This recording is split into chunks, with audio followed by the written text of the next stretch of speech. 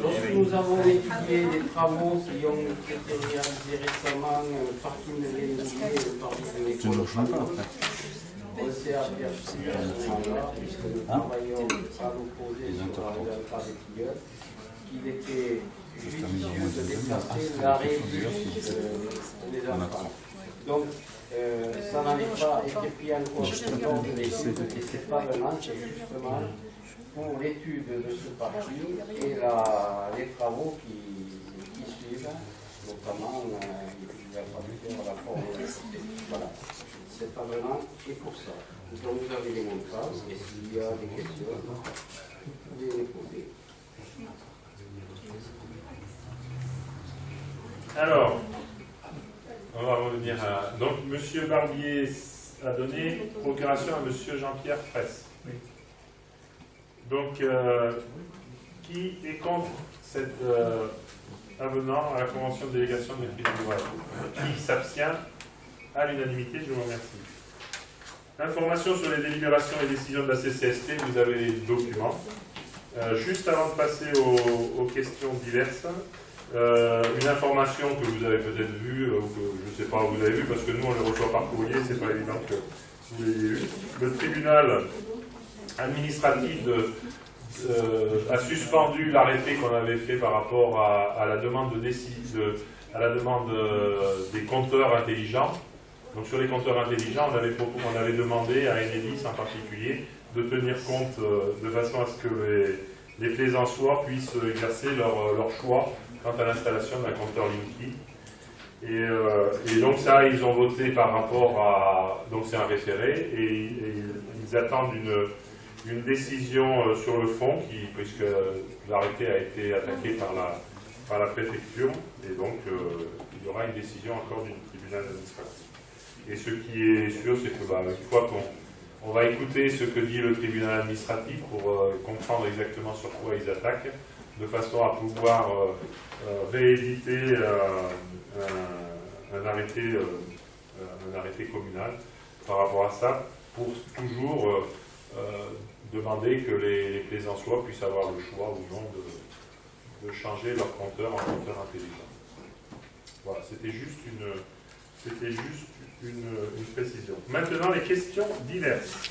Alors, est-ce que je vous les laisse lire? Faut que je retrouve.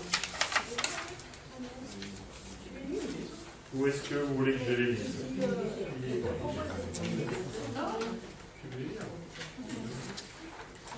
Alors, la première, c'était, ça concerne l'état du patrimoine immobilier de la commune. Donc, nous renouvelons notre demande des précédents conseils municipaux.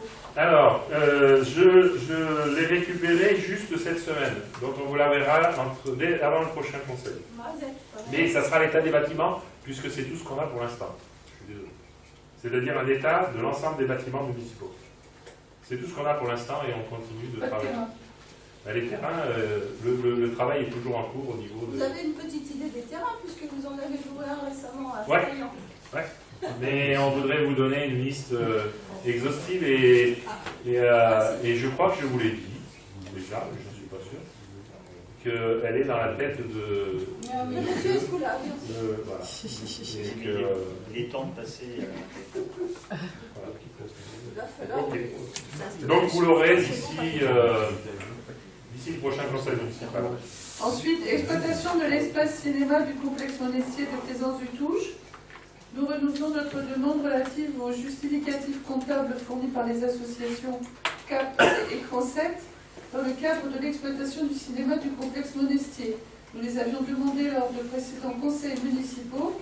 Lors du dernier en date, M. Guyot s'était engagé à les fournir dès qu'il aurait la totalité des éléments.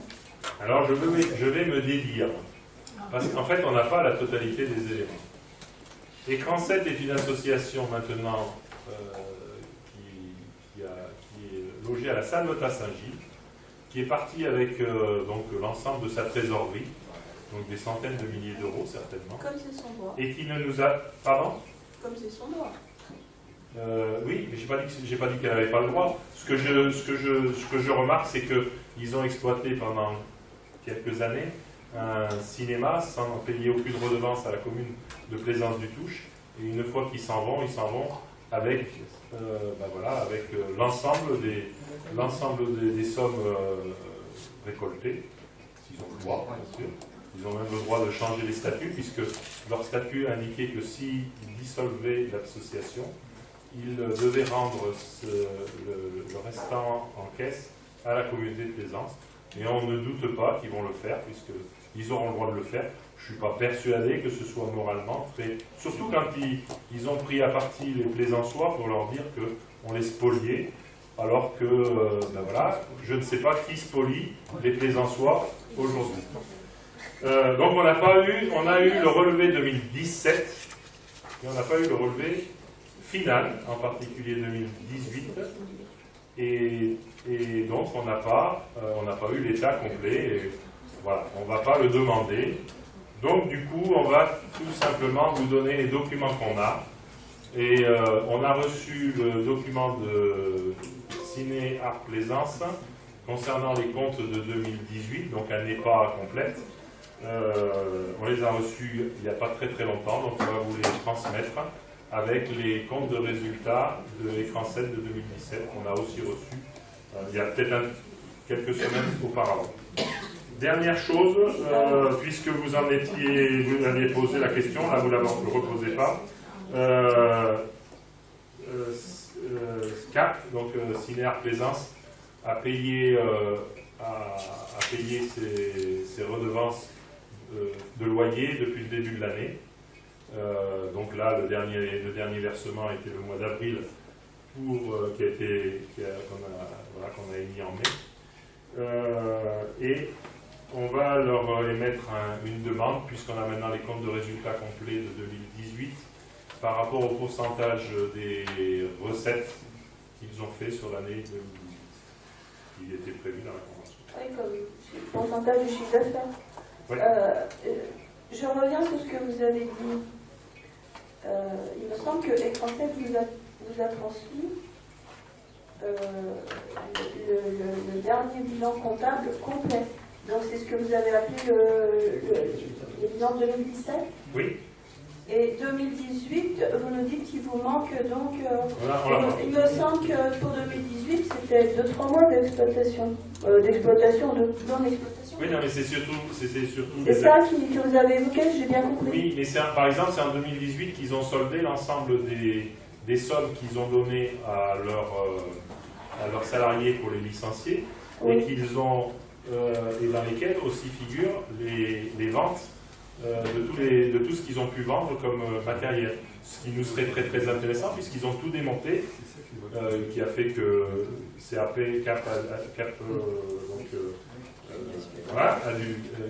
Ciné Art Plaisance a dû racheter.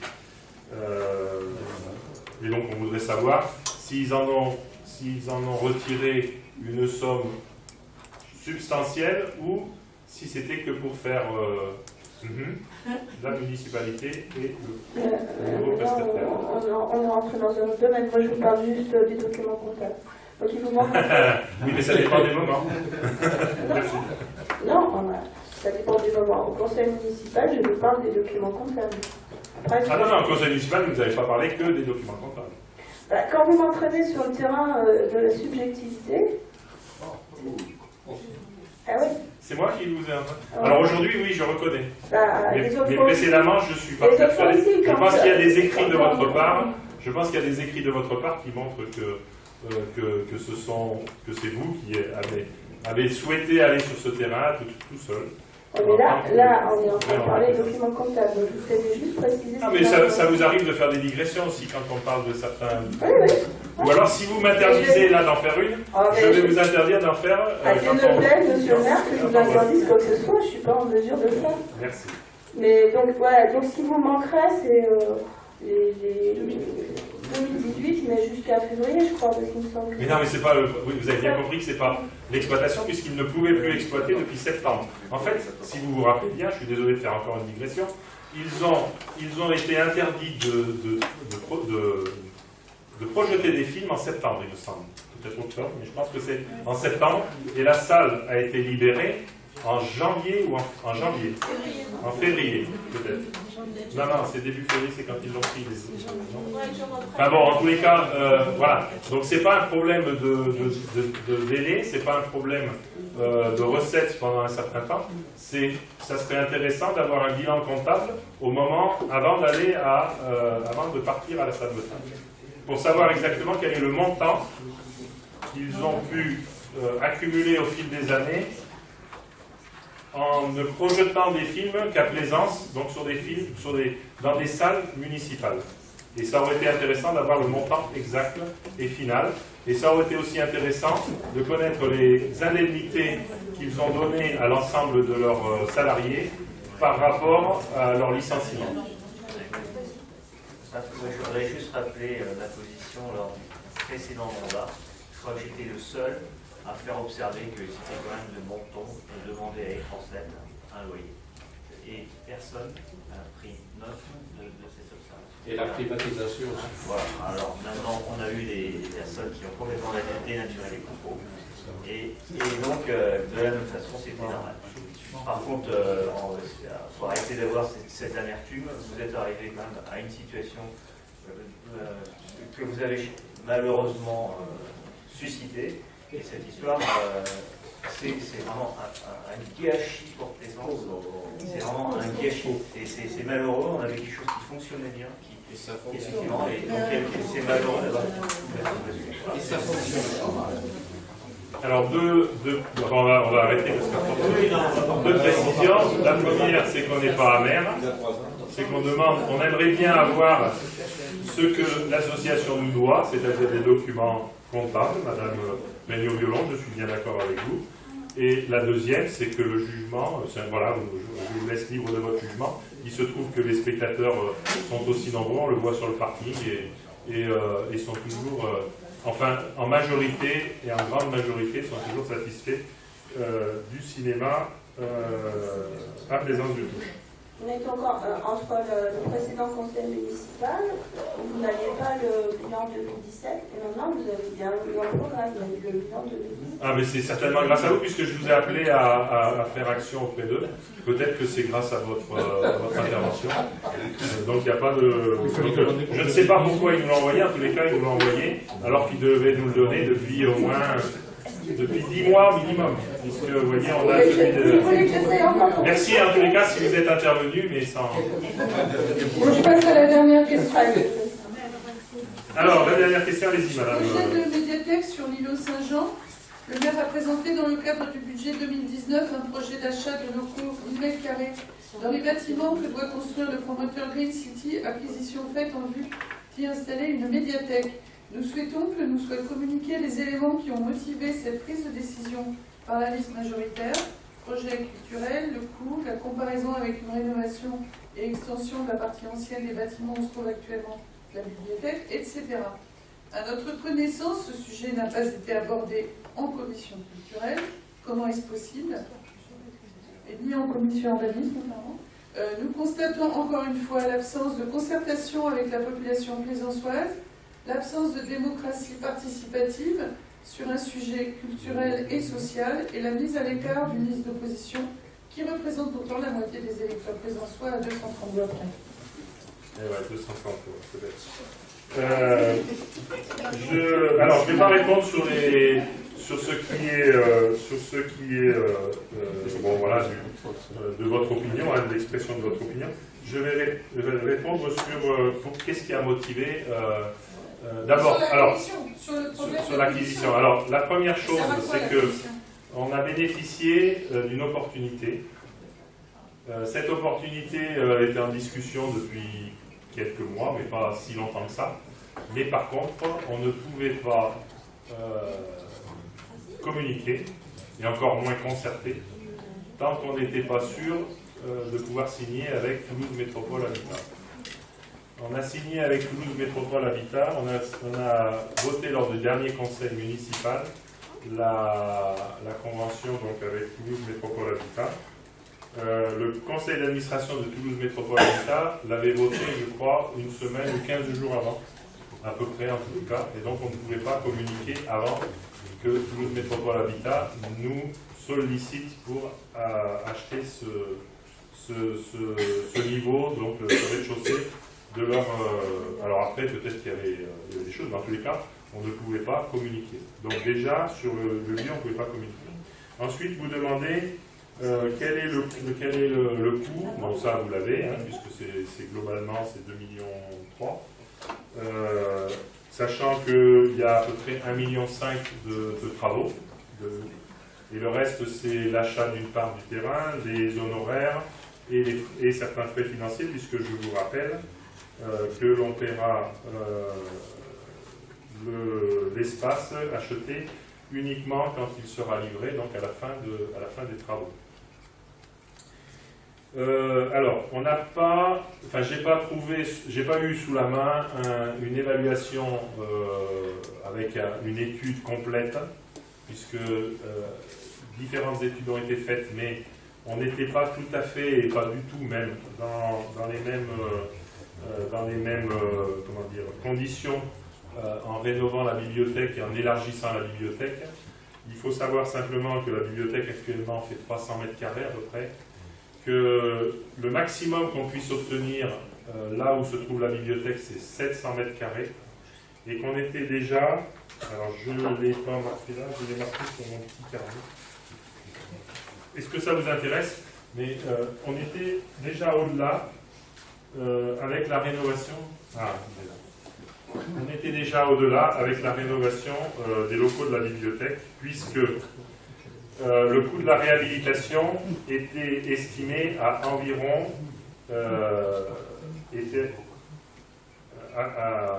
voilà, non, c'était même pas, c'est simplement la réhabilitation mais de deux bâtiments, mais simplement sans avoir des prestations équivalentes qui sont nécessaires à l'installation d'une médiathèque.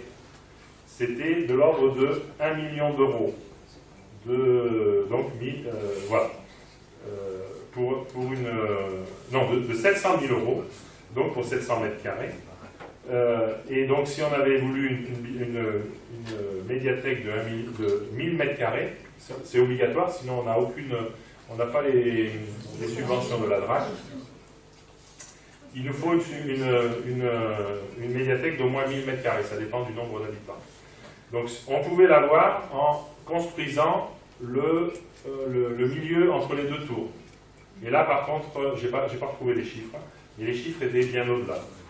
Donc de toute façon, on était bien au-delà de l'équivalent des 2,3 millions, puisque en réhabilitation. Par contre, je ne peux pas avoir les montants. Et puis sachez aussi que l'utilisation de la bibliothèque telle qu'elle est, avec l'ensemble des éléments, nous aurait obligés à embaucher beaucoup plus de personnes, donc avoir des frais de fonctionnement bien supérieurs, ne serait-ce que pour avoir des personnes dans toutes les salles et qui puissent surveiller l'ensemble des salles, puisque vous connaissez les locaux de la bibliothèque, et vous imaginez bien que si on avait utilisé le rez-de-chaussée plus l'étage, parce qu'il fallait arriver à ça pour avoir les 700 mètres carrés, on aurait eu beaucoup plus de frais de fonctionnement pour le faire fonctionner. Là, il faut savoir que, vous savez d'ailleurs, que la bibliothèque est de plein pied sur un seul plateau, et donc on aura les personnels uniquement en fonction des besoins que peuvent satisfaire auprès des plaisanciers. Et donc les différents besoins, que ce soit en termes d'animation, que ce soit en termes de conseil, que ce soit en termes d'aide directe par rapport à l'utilisation ou de renseignement ou de recherche. C'est ce que fait actuellement le personnel de la bibliothèque et c'est ce qu'ils continueront quand ils seront dans la bibliothèque. La dernière chose, c'est par rapport à la concertation. Donc je vous l'ai dit, on ne pouvait pas communiquer avant. La concertation aura lieu. Malheureusement, mais ça c'est pas de mon fait, hein, c'est pas moi qui ai décidé des élections municipales. On ne pourra pas faire de concertation, on ne pourra plus faire de réunions. Donc il y a plein de réunions qu'on ne pourra pas faire, en particulier aucune réunion de concertation après le 31 août. Donc on va faire une réunion de concertation avec l'ensemble du public de Plaisance du Tout, enfin avec l'ensemble, on la proposera, donc d'ici le 31 août, je ne sais pas exactement quand est-ce qu'elle sera, c'est pas évident. Actuellement, les bibliothécaires travaillent à fond sur le dossier de la DRAC qu'il faut qu'on finalise d'ici le 31 mai. Et donc ce dossier est très, très volumineux, très complexe à mettre en place, donc c'est clair qu'on ne préparera pas la concertation. On ne pourra pas faire la concertation avant la fin du mois de mai. On va voir exactement quand est-ce qu'on peut la faire, si on peut la faire au mois de juin, mais ça sera simplement une réunion question-réponse par rapport au projet culturel qui a été identifié pour la DRAC et qui vous sera remis dès que... Identifié sans passer par une commission, alors, une commission culture, non? Alors peut-être, je répondrai pas à cette question par rapport aux élus, puisque en fait, il faut savoir que l'ensemble du projet culturel a été porté par les bibliothécaires elles-mêmes et en permanence, et ça fait des années qu'elles sondent et qu'elles demandent et qu'elles proposent des choses aux différents usagers par rapport à ce qu'elles ont imaginé, par rapport à ce qu'elles connaissent des autres médiathèques. Si vous ne le savez pas, on a déjà visité, enfin moi j'y suis allé qu'à une seule visite, mais il y a eu au moins 5 ou 6 médiathèques qui ont été visitées par les personnels de la bibliothèque et les élus en charge de ce projet, enfin les élus de la culture. Donc, et sur plusieurs mandats, puisque M. Caille avait participé avait fait déjà plusieurs visites. Donc ce n'est pas un projet qui date d'hier. Le projet culturel de la médiathèque a été élaboré depuis des années et des années, et je vous assure qu'elle a été faite, elle a été faite avec les usagers de la bibliothèque actuelle. Et donc, j'entends très bien ce que vous dites par rapport à votre liste, et j'en prends acte, mais par contre, je trouve que c'est un peu, connaissant les différents personnels de cette bibliothèque, c'est un peu fort de dire que ça a été fait sans concertation aucune et que ce soit un diktat. Je ne sais plus. Attention, dites pas, non, là vous allez un petit peu loin. J'ai jamais mis en cause le personnel de la bibliothèque. La seule chose que je dis, c'est qu'au moment du budget, on nous a présenté un projet qui avait l'air d'être bouclé, sans que ce soit passé par la commission de culture. C'était absolument pas de notre fait de dire qu'on mettait en cause le personnel de la bibliothèque. Je ne sais pas d'où vous sortez ça, mais c'est nouveau. Hein. Jamais. Alors, le début de votre phrase, ce que vous avez dit tout à l'heure, nous constatons encore une fois l'absence de concertation avec la population plaisançoise, virgule, l'absence de démocratie participative sur un sujet culturel et social, et la mise à l'écart d'une liste d'opposition. Donc, tout ce qui concerne le début de la phrase, c'est par rapport à la concertation avec la population. Et je vous dis, moi, que cette concertation, elle a eu lieu au sein de la bibliothèque. Elle n'a pas eu... Vous parlez de la population, vous ne parlez pas... Après, vous parlez des élus. Et j'entends bien la dernière phrase, et le dernier... ce qu'il y a à la fin, c'est-à-dire par rapport à la liste d'opposition qui a perdu les élections à 230 voix près. Et sinon, le début de la phrase, je peux très bien concevoir que c'est dans l'élaboration du projet que vous dites qu'il n'y a pas de concertation avec la population, alors que cette concertation a eu lieu depuis des années grâce aux bibliothécaires. Mais ça ne sera pas qu'une bibliothèque, quand même, il y aura peut-être... Micro. À quel niveau ça sera, cette médiathèque, par rapport à ce qu'on peut voir ailleurs Alors, peut-être pas quand même Colomiers, qui est quand même énorme. Ah non, en taille, alors j'ai pas tout en tête parce que je l'ai relu quand même rapidement, enfin j'ai relu une version de travail actuelle. Il y aura de la vidéo. Oui, il y a... Alors, quand vous verrez le projet, vous verrez qu'il est... Alors, le problème c'est que si je commence à énumérer un certain nombre de choses, j'ai très peur d'oublier des choses importantes, mais je peux vous assurer que c'est une médiathèque, c'est-à-dire multimédia, que ce n'est pas simple, et qu'il y aura très peu de DVD, voire pas du tout, parce que c'est pas le but. Et par contre, on sera très connecté, Il y a aussi des espaces de coworking, il y a des espaces de lecture améliorés, et il y a des ateliers, il y a un atelier qui est prévu en surface. Le contenu, alors je vais pas, ça va être trop compliqué, vous avez compris que je suis un peu fatigué en plus. Si je commence à énumérer certains points, je risque d'en oublier des points majeurs, mais sinon le but est vraiment d'être ouvert de toute façon à l'ensemble des plaisançois, d'être un lieu inclusif, de proposer des services pour toutes les personnes et pour attirer le maximum de personnes, y compris celles qui sont très très très loin de la culture, en proposant soit des activités, soit des fonds, alors pas obligatoirement que ce soit simplement, mais par exemple avec des jeux vidéo, avec un certain nombre de choses, avec un certain nombre d'activités qui seront y compris en destination de personnes qui sont habituellement chassées de ces lieux culturels. Et nous, on a l'ambition, alors c'est pas une ambition qui n'existe pas, c'est l'ambition de toutes les médiathèques à l'heure actuelle, et c'est la demande de la DRAC que le lieu soit ouvert au maximum. Donc pas simplement ouvert aux personnes en situation de handicap, mais ouvert à des gens qui sont très éloignés. Et en cela, on pense aux adolescents, puisque vous verrez dans ce dossier-là qu'on s'aperçoit qu'on arrive à accueillir beaucoup d'enfants, en particulier par l'intermédiaire des écoles, et qu'ensuite on arrive à accueillir des adultes, principalement des femmes, mais qu'on a un trou au niveau des adolescents, etc. Et c'est normal, et c'est habituel dans une bibliothèque.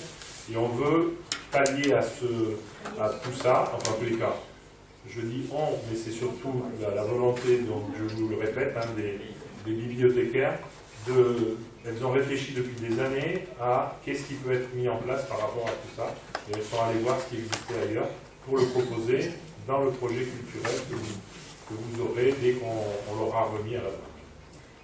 Je peux juste poser, faire un très court commentaire, poser deux questions très courtes. Donc, ce que je comprends, c'est que c'est un projet culturel, donc porté depuis de longues années par les bibliothèques, très bien. Ce projet a quand même été, j'imagine, à un moment communiqué à la majorité. Ce que je déplore, c'est que en tant qu'opposition, on n'ait pas été associé, notamment via la commission culture. Bon, c'est trop tard, c'est fait. Alors ma question, c'est, vous parlez de réunion de concertation. Je me pose juste la question sur quoi va porter la concertation, parce qu'il y a déjà beaucoup de choses qui semblent définies. Et la deuxième question, si vous voulez pas recommencer là, c'est que comptez-vous faire est-ce qu'il y a quelque chose déjà de prévu, d'envisager en ce qui concerne la bibliothèque actuelle? Est-ce qu'il y a un projet de... Juste une réponse courte, ça peut être non et non. Alors là, la première, vous le verrez que les objectifs qui sont mis en avant dans le projet culturel pour la DRAC sont très très ambitieux. On ne fera pas tout d'un seul coup. Donc ne serait-ce que par rapport à la priorisation des différents actes, déjà il y a ça, et ensuite par rapport à la mise en œuvre des actions, il y a bien sûr aussi, il y aura bien sûr concertation avec l'ensemble des futurs usagers de cette médiathèque. Donc déjà la concertation, je vous assure, elle a déjà lieu d'être sur plein de choses. Après, il y a quelques choix effectivement qui existent, qui sont mis en avant par rapport au projet de la DRAC, parce qu'il faut de toute façon mettre en avant un certain nombre de sujets. Par exemple, on annonce dans ce document qu'on veut avoir une orientation historique et culturelle, et de l'art plutôt, pour cette bibliothèque, et en particulier aussi une orientation par rapport au cinéma, puisqu'on est pour l'instant porteur du Festival international du film de fiction historique. Ensuite, donc la deuxième question, c'est quelle va devenir la prochaine bibliothèque? Je ne sais pas. On y réfléchit, on a des choses, et comme le dit très très bien M. Martin Comas, on en proposera la primeur dans nos documents de campagne, puisqu'on va rentrer en campagne à partir du 1er septembre, et on fera les propositions dans le cadre du prochain mandat, puisque on peut très bien imaginer qu'on ait des choix budgétaires de rénover et de réhabiliter cet espace-là pour en faire autre chose. Après, je peux vous dire qu'au jour d'aujourd'hui, on n'a que des pistes. J'ai un autre commentaire à faire. Je suis certain que le projet culturel va être très bien porté, le contenu. Maintenant, une médiathèque, c'est un équipement qui est structurant. Ce n'est pas un équipement qu'on met n'importe où. On le réfléchit dans le cadre d'une vision de la ville et d'un cheminement aussi des usagers, de la vie de la ville. Et là, cela ressemble trop à une improvisation, si on veut dire, avec 1000 mètres carrés de surface qui sont en rez-de-chaussée et qui sont inexploitables pour des opérateurs immobiliers, et qui cherchent donc, souvent on essaie de mettre donc des commerces, mais là-bas on ne va pas pouvoir mettre des commerces, donc on se retourne vers la mairie et on demande, vous voulez pas faire une médiathèque? Bon, excusez-moi, c'est un peu, je chemine, j'imagine comment on en est arrivé ici. Maintenant, il aurait fallu en discuter avec l'ensemble des plaisançois pour voir quel équipement ils veulent et comment ils l'intègrent dans cette liste. Là, ça ressemble trop à des arrangements immobiliers dont on avait l'habitude avec votre prédécesseur, et là je constate que Alors, pour répondre d'une part, vous savez que la médiathèque, elle a tourné sur Plaisance, elle a pas mal tourné. Vous verrez dans ce dossier de la DRAC, puisque j'ai vu au moins des 3 quarts, j'ai pas fini. Vous verrez dans ce dossier qu'on le justifie. Oui, il y a une réponse quand même à Madame Bellamarie. C'est par rapport au fait que vous n'ayez jamais vu de document écrit, parce qu'il n'y en avait pas en fait. Et que le document a été écrit justement, et pas en catastrophe, parce que ça fait quand même 1 mois et demi ou 2 mois qu'elles travaillent dessus, mais effectivement, tout ce qu'elles avaient noté, ou tout ce qui était dans leur tête, mais je pense qu'elles avaient des notes exactement, il y a beaucoup de notes, elles l'ont couché sur le papier ces 2 derniers mois pratiquement. Donc effectivement, ça ne pouvait pas être présenté avant parce que ça n'existait pas. Là, moi je peux vous dire que j'ai demandé justement à monsieur Crène, je ne sais plus quand exactement, comment avait été fait l'introduction que je trouvais particulièrement, enfin la présentation de l'existant qui était particulièrement intéressante sur Plaisance et sur la bibliothèque, et il m'a dit que tout a été écrit, ils n'ont pas récupéré le document qui existait avant. Donc ça c'est la première chose. Ensuite vous verrez dans ce document comment on le justifie. On n'a aucun problème pour le justifier. Alors, juste monsieur Leguet, je ne vais pas aller plus loin parce qu'après je ne voudrais pas aller au-delà de ce que j'ai le droit de dire. C'est la réalité, ce que vous avez écrit, ce que vous avez décrit, c'est-à-dire j'ai des surfaces que je ne sais pas louer, vendre. Est-ce que vous avez un équipement c'est la réalité contractuelle. C'est comme ça que ça s'est passé. Ça ne pouvait pas se passer autrement. On ne pouvait pas demander... voilà, ça ne pouvait pas être de notre initiative. Mais c'est très très très loin, je pense, de la réalité des discussions et des négociations qui ont été mises en place. Je ne peux pas en dire plus.